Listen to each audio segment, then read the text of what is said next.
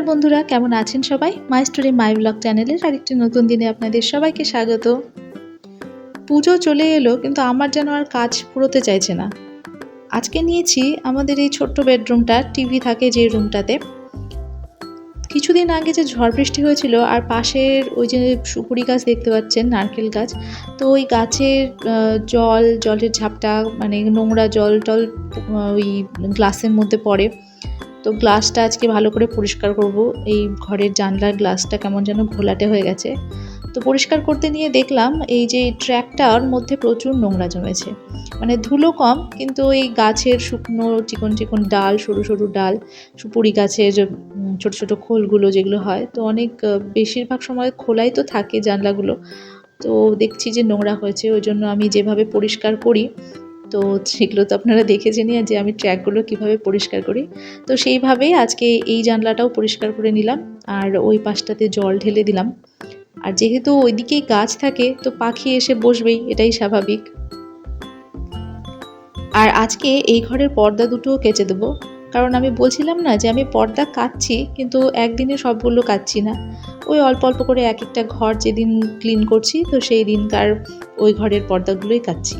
তো আজকে এই ছোটো ঘরটার পর্দা দুটোও কেচে দেবো।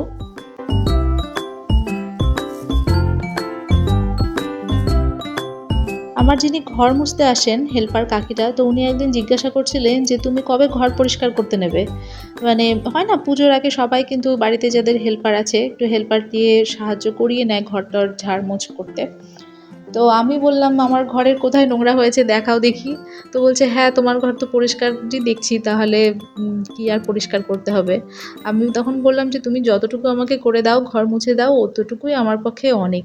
আর বাকি আমি তো সবসময় টুকিটাকি করতেই থাকি, ওই জন্য ঘরে খুব বেশি নোংরা পড়ে না। তো আজকে এই ঘরটায় যে খুব নোংরা ঝুল পড়েছে তা না।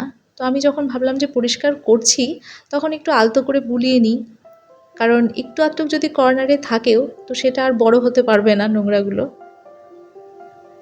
এই যে শোকেসের পেছন দিকটায় একটু ফাঁকা রেখেছি, তো এই জায়গাটায় অনেক সময় ধুলো পড়ে, আর মাসিরা তো অত পেছন দিকে ভালো করে অত পরিষ্কার করে না, তো আমি একটু করে নিলাম। আর বেড কভারটাও চেঞ্জ করে দেবো। নতুন বেড কভার এখনই পাতবো না, পুরনোই একটা পেতে দেবো, কারণ বাড়িতে আগে যখন গেস্ট আসুক, তো আমাদের বাড়িতে যে পুজোর সময় গেস্ট আসবে খুব সেরকম কোনো ব্যাপার নেই, যখন আসবে ফোন করেই আসবে যারা আসার, তো তখন নতুন একটা পেতে দেবো। আপাতত এরকম পুরনো একটাই থাক। আর এইখানে এই যে মেডিসিনের বক্স, তারপরে কিছু জিনিস অগোছালো হয়ে আছে, তো ভাবলাম যে এই জায়গাটাও একটু গুছিয়ে নিই। আসলে যে জায়গায় একটু গোছাতে ধরি না কেন, ওই বইপত্রে আবার দেখি যে মানে বইয়ের গাদি হয়ে যায়, তো ওই জন্য ওইভাবে এই ঘরটা গোছানো হয় না। আর অসংখ্য কাগজপত্র থাকে, প্রেসক্রিপশন বলুন বা কোনো জিনিস কেনা হলে তার বিল, কোনো দোকানের মেমো, তো এই সমস্ত জিনিসগুলো থাকেই। তো ওগুলো দেখে দেখে ফেলতে হয় বা রাখতে হয়। হাজব্যান্ডকে না বলে ফেলতেও পারি না, যে কোনোটা যদি দরকার পড়ে যায়। আমাদের এই টিভিটার অনেক বয়স হয়ে গেল। আমার বিয়ের আগে থেকে হাজব্যান্ড যখন জব পেয়েছে, তো তখনই এই টিভিটা কিনেছিল। তো এখনও এটাই চলছে। তো বাইরে যে টিভি ক্যাবিনেটটা আপনারা দেখেন আমাদের লিভিং রুমে, তো সেটাতে তো টিভি রাখার জন্যই করা হয়েছে ওইরকম প্ল্যানিং। কিন্তু কবে একটা নিজেদের পছন্দ মতন টিভি কিনে লাগাতে পারবো, সেটাই হচ্ছে কথা। তো আপাতত এটাতেই কাজ চলে যাচ্ছে। আর এই টিভিগুলোই ভালো, বলুন, পুরোনো দিনের এই ডাব্বাওয়ালা টিভিগুলো কিন্তু সহজে নষ্ট হয় না। আর এই টিভিটা তো আমাদের বাজ পড়ে দুবার নষ্ট হয়েছিল, তো তারপর আবার ঠিকঠাক করে এখনও চলছে।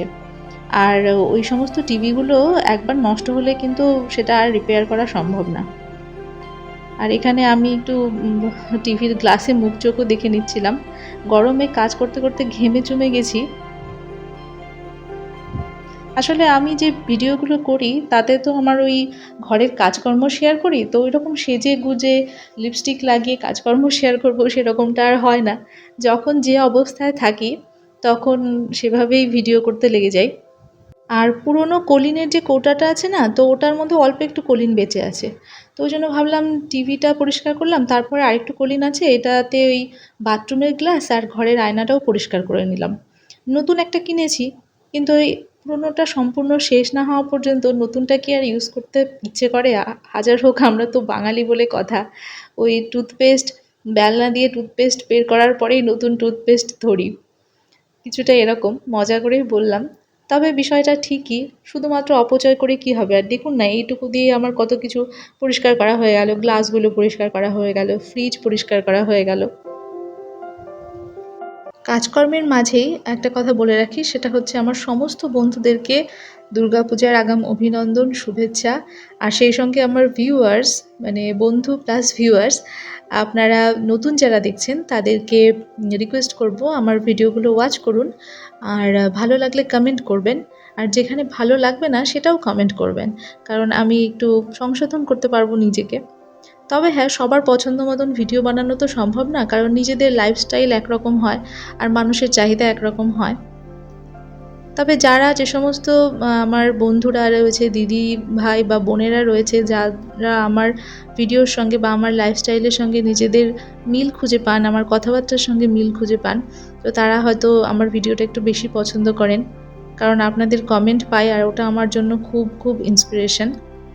অনেকেই আছেন যারা নিয়মিত কমেন্ট করেন না, তো হঠাৎ করে মাঝে মাঝে তোমরা কমেন্ট করো, যে আমি দেখি ঠিকই কিন্তু কমেন্ট করা হয় না। তো তোমাদেরকেও আমার তরফ থেকে পুজোর অনেক শুভেচ্ছা, ভালো থেকো। আর এখানে দেখলেন যে কলিনটা শেষ হয়ে গেছে, তো আমি এর মধ্যে ভিনিগার আর লিকুইড ভিম বার নিয়েছি জলের সঙ্গে মিশিয়ে, কারণ এটা দিয়ে আমি এখন ওই যে গ্লাসটা পরিষ্কার করব। কারণ গ্লাসটা যদি আমি কলিন দিয়ে পরিষ্কার করি তাহলে আমার অর্ধেক কলিন এখানেই শেষ হয়ে যাবে। তো এইরকম একটু জোগাড়ু পদ্ধতি আমি ইউজ করি, আর এতে কিন্তু কাচের গ্লাস খুব ভালো পরিষ্কার হয়। প্রথম আমি কলিন দিয়ে করতাম, তারপরে দেখলাম যে না, বছরে তো কতবার করে এই গ্লাস পরিষ্কার করতে হয়, তো সবসময় যদি কলিন ইউজ করি তাহলে অনেক অপচয় হবে। তো এই পদ্ধতিটা বেশ ভালোই, কিন্তু গ্লাস পরিষ্কার করার সমস্যা হচ্ছে বাইরের দিকটা পরিষ্কার করতে খুবই অসুবিধে হয়। তো আমি প্রথমে ভেতরের দিকটা পরিষ্কার করে নিচ্ছি, তারপরে বাইরের দিকটা যেভাবেই হোক হাত বাড়িয়ে বাড়িয়ে পরিষ্কার করতে হবে। তবে এখন হাজব্যান্ডও একটু টুকিটাকি কাজ করছে, ও সকালের দিকে যতটা সময় পাচ্ছে, তো ও সিলিং ফ্যানগুলো সব পরিষ্কার করা হয়ে গেছে। তারপরে আমাদের গ্যারেজ রুমের যত থাকে না যে কার্ডবোর্ড, বিভিন্ন রকম বক্স, টিনের কৌটো যেগুলো বিক্রি করা যায়, তো সেগুলো বাছাই করে বিক্রি করে দিয়েছে। তারপরে ভালো করে ঝাড়ঝাঁটা দিয়ে পরিষ্কার করেছে, যেগুলো আমি হয়তো আমার দ্বারা সম্ভব না করা, তো সেই জিনিসগুলো ও করছে। আর এগুলো তো আমার পক্ষে ইজি, কারণ আমি এই ধরনের কাজগুলো করি, আর এগুলো একটু সময় সাপেক্ষ কাজ, তো এগুলোতে আর হাজব্যান্ডকে হাত দিতে হয় না। আর এই যে এইদিকে দেখুন, জানলার উল্টো দিকের গ্লাসটা পরিষ্কার করা খুব সমস্যা হয়, কিন্তু এখানে যেহেতু পাশেই চৌকিটা আছে, ওই জন্য আমার নাগাল পেতে অতটা অসুবিধা হচ্ছে না। আর মাঝের পোর্শনটা সব থেকে বেশি সমস্যা হয়। আর আমার সবথেকে কঠিন লাগে হচ্ছে আমার ডাইনিং প্লেসের জানলা দুটো পরিষ্কার করা, কারণ ওখানে চেয়ার পেতেও আমার হাতের নাগালের বাইরে চলে যায়, তো একটু রিস্কি হয়ে যায়। আর এখানে দেখুন, ঘরটা মোটামুটি আজকের মতন আমার ক্লিন করা হয়ে গেল, যতটুকু সম্ভব হয়েছে পরিষ্কার করে নিলাম। আর যে পর্দাগুলো আমি খুললাম, জানলার পর্দাগুলো, সেগুলো আমি ভিজিয়ে রেখে এসেছি।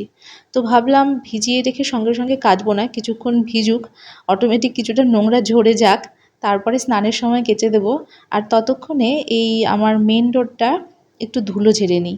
মেন ডোরের যে ডিজাইনগুলো আছে সেগুলোর মাঝে মাঝে খুব ধুলো পড়েছে, আর বাকি সব ঘরের দরজাগুলো আমার একদম পরিষ্কার করা হয়ে গেছে। তো এটা সবার আগে করেছিলাম, ওই জন্য আবার ধুলো পড়েছে। তো এটা করলেই আমার কাজ মোটামুটি কমপ্লিট। আমার মতন আপনারাও সবাই নিশ্চয়ই কাজে ব্যস্ত হয়ে পড়েছেন, পুজোর একদম আগ মুহূর্তের কাজ, আর সেই সঙ্গে খুব শপিং করছেন, এনজয় করছেন। দিনের বেলা যত এই রকম কাজকর্ম থাকুক না কেন, সন্ধেবেলা যদি সবাই মিলে একটু বাইরে বেরোনো যায়, আর বাইরে গিয়ে একটু ফুচকা, সাধারণ খাবার খাওয়া, আর একটু টুকিটাকি কিছু শপিং করা যায়, কসমেটিক্স কিছু কেনা যাদের বাকি রয়েছে সেগুলো যদি আপনারা কিনতে বেরোন, তো এরকম ছোটোখাটো পারপাসে একটু বাইরে বেরোলে এটা ভালোই লাগে। কারণ পুজোর কয়টা দিনই আমাদের মনে হয় যে দিনগুলো একটু অন্যরকম, আর বাকি সবসময় তো এই একঘেয়েমি কাজে আমরা ব্যস্ত হয়ে পড়ি। আর এইদিকে দেখুন আমি কতটা ধৈর্য সহকারে এই যে ডিজাইনগুলো পরিষ্কার করছি। এগুলোতে ধুলো জমে গেলে পরিষ্কার করা খুবই অসুবিধা হয়, তবে এই ব্রাশটা নেওয়াতে আমার খুব সুবিধে হয়েছে। তাছাড়া ওই কাপড় দিয়ে আঙুলে জড়িয়ে জড়িয়ে পরিষ্কার করতে হতো। দরজাটার এই পিঠটাও পরিষ্কার করে নেব, আর ভিডিওটাও শেষ করছি। ধন্যবাদ।